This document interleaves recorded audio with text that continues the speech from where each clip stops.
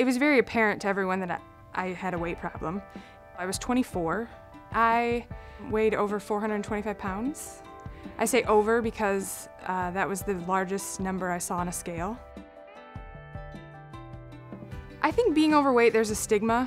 I mean, I did try to go out and do things. I wasn't one of those people that just lived in their apartment and never talked to anyone.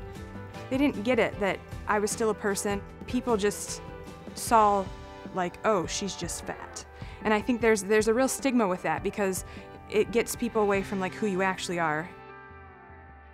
For me, I was a big emotional eater. I remember when I did see the 425 on the scale, I was at a friend's house, and then I think we proceeded to eat tons of chocolate cake and watch TV. And that's how I dealt with that feeling. Some people get emotional and they turn to alcohol. I got emotional and turned to food.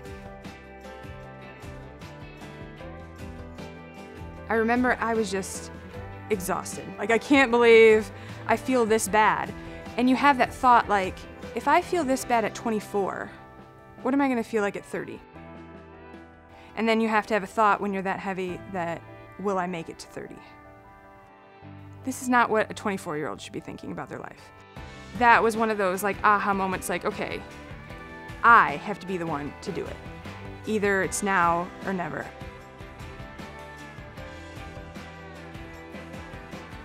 I had it in my mind that I was gonna join the Y. I guess you kind of realize in a process like this how many blessings there were. The person at the front desk greeted me, was very nice, was very genuine about me being there. The membership person gave me a tour, and she was excited that I was eager to try something and, with my struggle to lose weight. And, everyone from the people in the wellness center, I mean, within a week they knew my name. For a person who probably weighs 450, at least over 425, the reaction of people was very encouraging, and I think that's something I really needed. It was probably the hardest 5 minutes of working out I'd ever done in my life at that point in time. He gave me specific exercises to do, so that kind of set me off on the right path. That gave me the confidence to go in and say, okay, well, I know how to use these machines, I can use them. At first it was a half hour, but I just knew I had to make it consistent. I live a mile from the Y, so typically my warm-up will be running to the Y, and then my cool down is a brisk walk or run home. And then I got a brilliant idea that even though I still had probably well over 100 pounds to lose, I was gonna run a triathlon. Everyone at the connection desk knew, that I was doing this and that it was going to be, a big deal for me. You had people who took notice of those little milestones and, cheered you on when you hit those. I lost 200 pounds in 2 years.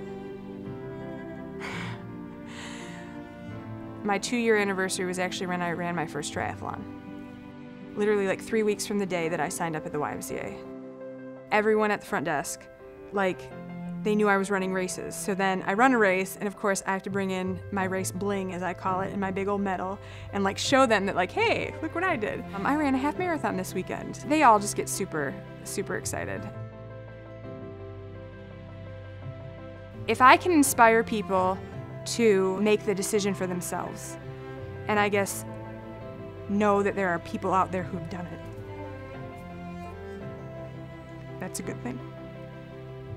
The hardest thing is that even if you have a support system of friends and family,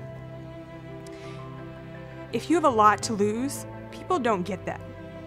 And they're very supportive. I mean, I have a wonderful family, I have a great group of friends, and they were just you're awesome, keep going. But to really have people that can connect with you about being at a point in your life where your weight was more debilitating than anything else, and seeing that it is possible without bariatric surgery, without, physically through a surgery process altering your body, that you can get healthy. I think if people can take that away from my story, then that's a great thing.